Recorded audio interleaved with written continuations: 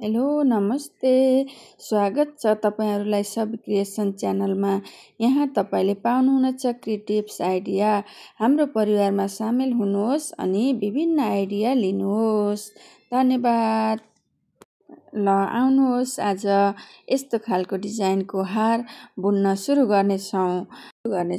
पोते बुन्न सुरुमा सियोमा धागो राखेर 10 वटा पोते राखेर लास्टमा लानेछौं अनि गाँठो पार्नेछौं। 4 चोटी गाँठो पार्नेछौं। यसलाई बलियो गराउनको लागि 2 चोटी, 3 चोटी, 4 चोटी गाँठो पार्नेछौं। यसरी बलियो गराउनको लागि अनि सियोलाई त्यो पोतेबाट फेरि घुमाएर जहाँ गाँठो पारेको छौं जानेछौं अनि एउटा पोते, एउटा क्रिस्टल, एउटा पोते, क्रिस्टल गरेर 6 वटा क्रिस्टल पोते उन्नेछौं अनि 4 वटा क्रिस्टल माथिको पोतेबाट सियोलाई निकाल्नेछौं। 4 वटा क्रिस्टल माथिको यस्तो डिजाइनको बन्छ अनि एउटा क्रिस्टल, एउटा पोते, एउटा क्रिस्टल बीचमा पोते रहन्छ, छेउछेउमा क्रिस्टल अनि 2टा क्रिस्टल माथिको पोते यानि कि सुरुमा राखेको पोते, गाँठो पारिसकेपछि राखेको पोतेबाट सियो निकाल्नेछौं।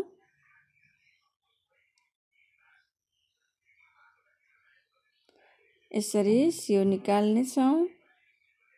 हेर्नुस् त यस्तो खालको डिजाइन बन्नेछ।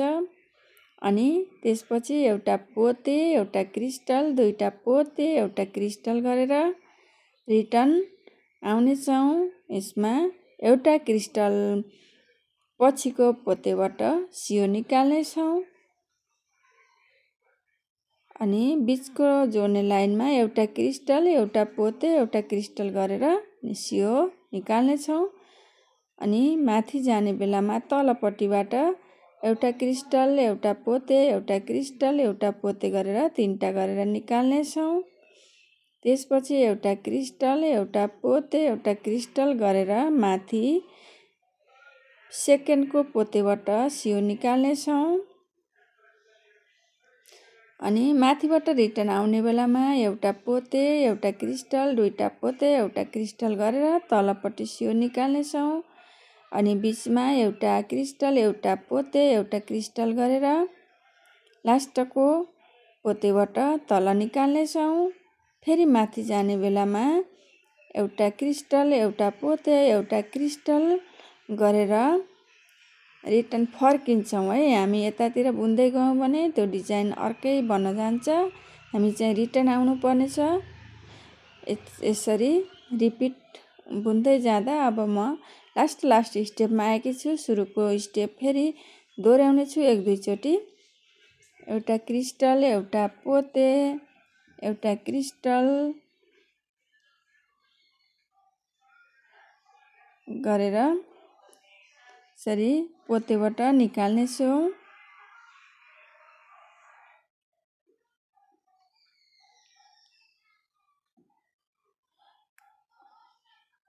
अनि त्यसपछि एउटा क्रिस्टल, एउटा पोते। हामी तलबाट माथि जाने बेलामा चाहिँ यो स्टेप चाहिँ भुल्नु हुँदैन है। एउटा क्रिस्टल गरेर 3टा पोतेबाट निकाल्छौं र बीचमा फेरि एउटा क्रिस्टल, एउटा पोते, एउटा क्रिस्टल गरेर जोड्नेछौं।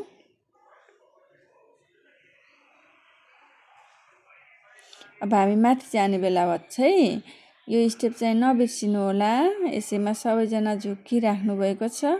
एउटा क्रिस्टल, एउटा पोते, एउटा क्रिस्टल, एउटा पोते गरेर 3टा क्रिस्टल, 3टा पोते गरेर माथि जानेछौं।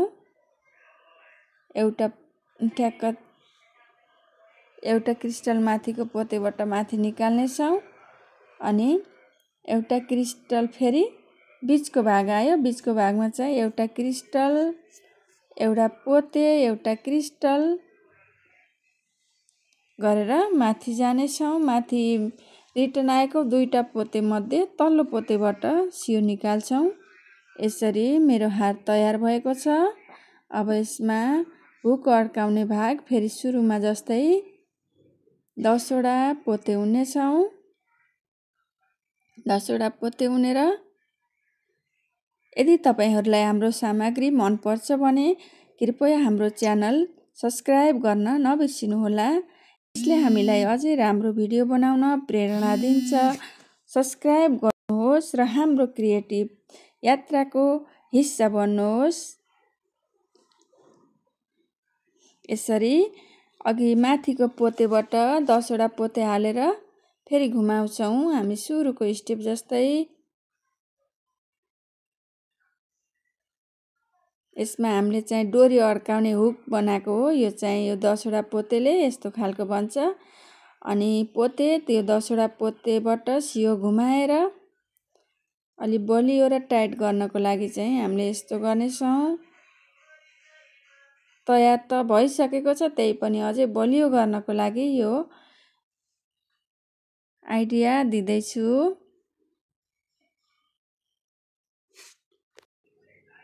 यसरी आइसकेपछि हाम्रो हार तयार भएको छ।